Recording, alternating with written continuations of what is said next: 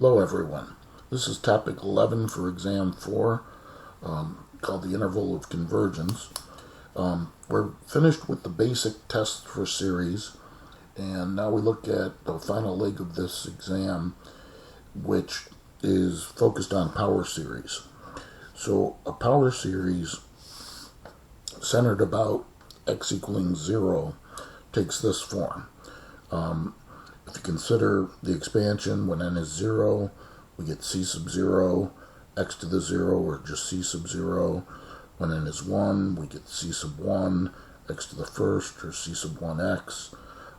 When n is 2, we get c sub 2, x to the second, and so on. Don't make this a bigger deal than it is, because this is really just, and this is where, I guess I should say, each c sub I is an element of the reals, meaning that they're just constants. And don't make this a bigger deal than it is, because all that a power series really is an infinite polynomial. For example, maybe 1 plus x squared plus x cubed, and so on. That would be an example of an infinite polynomial where each coefficient is equal to 1, and that's actually a special function. So what we're going to do is we're going to be able to take any class of functions. This is what's really exciting about the concept of a power series.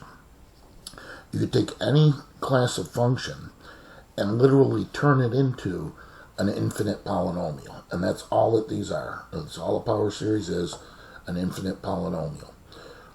This is a power series shifted by a units, kind of like when we have a horizontal shift of a graph. Notice it takes the same form as centered about x equaling 0, except for the fact that instead of just x, it's x minus a. So it's a kind of like a horizontal shift. In any event, the definition for interval of convergence. Interval of convergence is kind of like the domain in a sense, where the domain of a function is the good x values, right? The x values that are allowed to be substituted into the function. Well, the interval of convergence is just the set of all real numbers for which the series converges. So it's analogous to domain. And we find the interval of convergence by the ratio test. And if you recall the ratio test from last time, we said that we're going to let L be equal to the limit as n goes to infinity of the absolute value of a sub n plus 1 over a sub n. So that was our ratio test. We had three conditions, three results. If L is less than 1, then it converged. If L was greater than 1, then it diverged. And with the third situation, if L is equal to 1, then it's inconclusive. Okay, so I'll just abbreviate that. So that's our ratio test. So basically, that's what we're going to do to find the interval of convergence. So by the ratio test, so here's our example, our first example.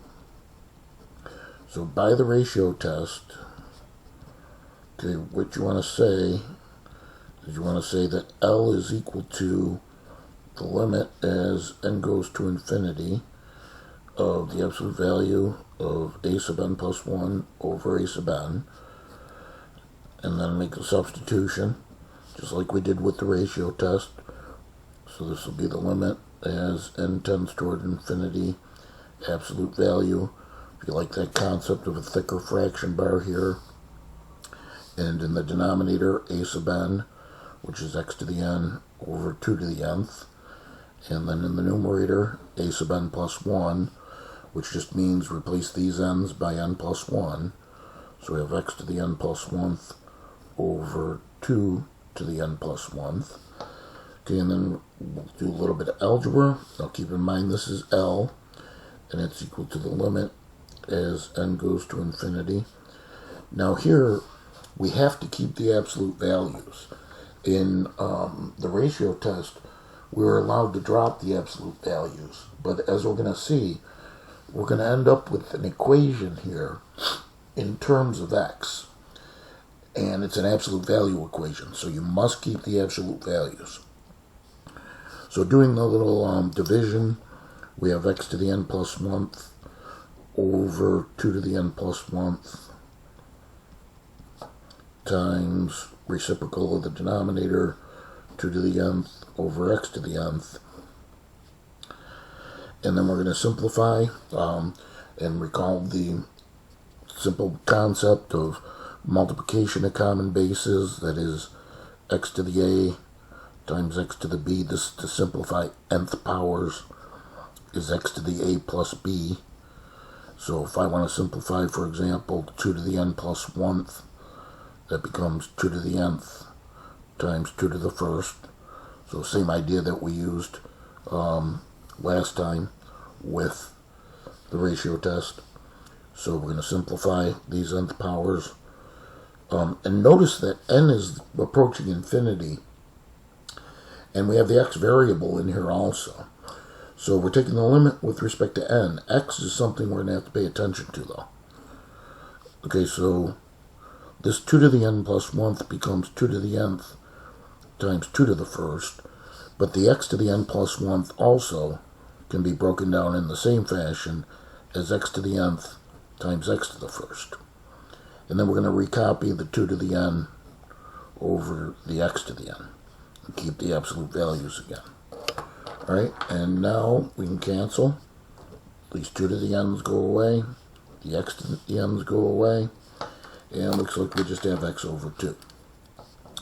So we've got the limit as n tends toward infinity of the absolute value of x over 2. Okay, now there is no n involved, so for all intents and purposes, x is a constant, so that limit L is just the absolute value of x over 2. Alright, and now by the ratio test, I'll use Roman numerals here, it converges if L is less than 1. So that implies, so if you want to make these Roman numerals 1, Roman numeral 2, and Roman numeral 3, not that we're really going to need the second and third one as we're going to see, but so it converges if L is less than 1. So that implies that the absolute value of x over 2 is less than 1. And now it's a theorem from pre-calculus, or algebra and trig, basic algebra. This creates a continued inequality. The theorem here is, just to show it on the side, if the absolute value of x is less than a, then, actually let me squeeze it in here so it's permanently in the notes. So this is a theorem from the past. If the absolute value of something, call it x, is less than a, then negative a is less than x is less than a. Okay, so we create that, what we call continued inequality. Negative 1 is less than x over 2, which is less than 1. And here, whatever we do to one piece, we have to do to all three pieces. And to solve for x, we're going to multiply by 2. So negative 2 is less than x is less than 2. So this, at this point, this is, so far, let me say, the interval of convergence. So I'm just going to use IOC. for interval of convergence. But the second thing was that if L is greater than 1, it's going to diverge. Well, if L is greater than 1, divergence is just outside of these areas. Okay, you can go through and formally solve the inequality, but let me say this, I'll just say it off to the side here. It diverges if L is greater than 1, and that's going to lead us to when x is less than -2 and x is greater than 2. So now that's outside of the convergence area. But then here's the most important thing. It's inconclusive, so the test fails when L is equal to 1. And if L is equal to 1, that means that the absolute value of x over 2 is equal to 1. And then that's a theorem as well, that if the absolute value of x is equal to some number, then x equals that number, or x equals the opposite of that number. Okay, so that's another theorem from our past.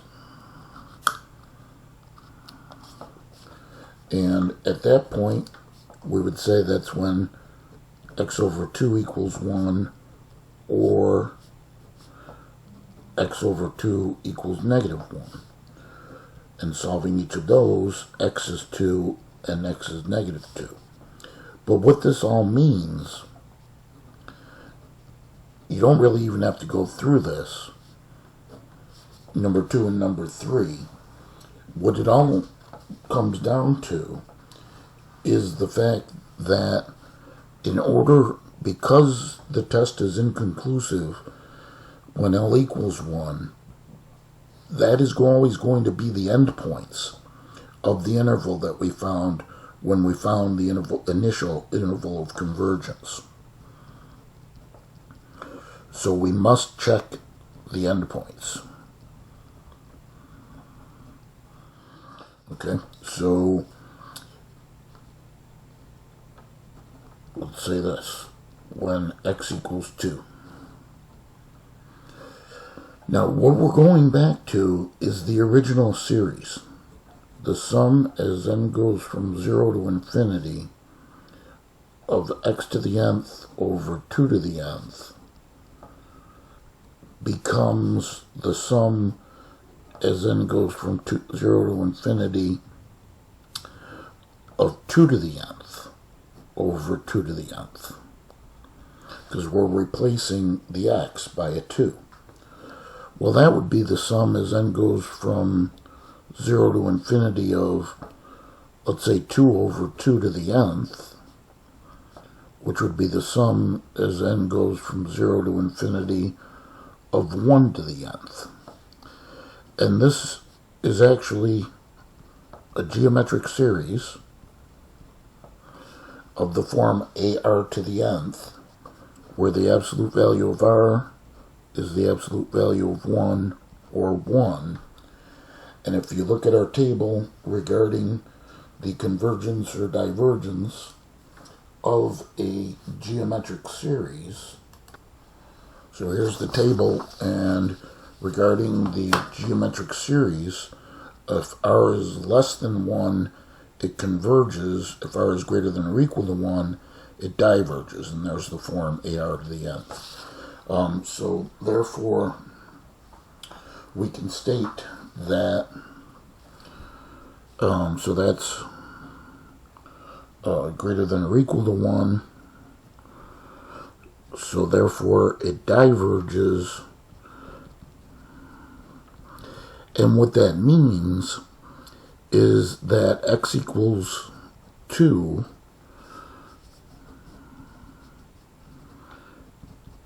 is not part of the interval of convergence.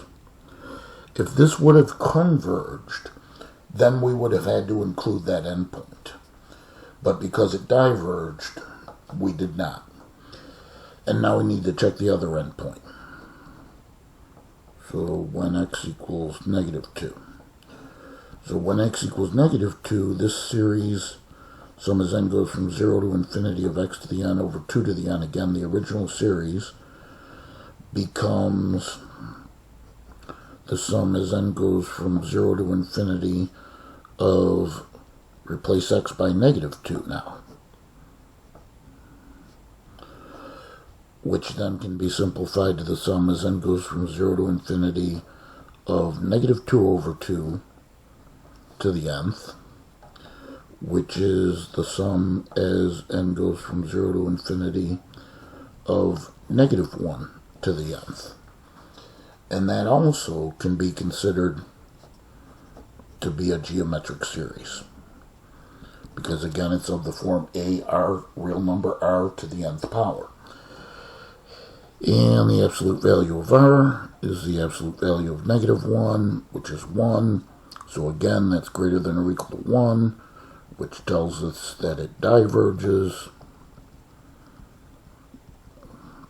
And so therefore that implies that x equals -2 also is not part of the interval of convergence. So therefore the interval of convergence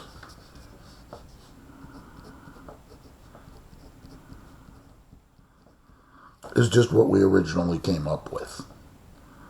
-2 is less than x, which is less than 2, or if you want to use interval notation, from -2, open parenthesis, because not included, to 2, open parenthesis as well. Okay, I think I'm going to stop right there. We'll do this in 2 parts, because these are kind of lengthy, and, you might think, why do we have to go through all this work here? Well, we'll see in the next example that it does make a difference, okay? So, we'll do this next example and finish off this topic next time.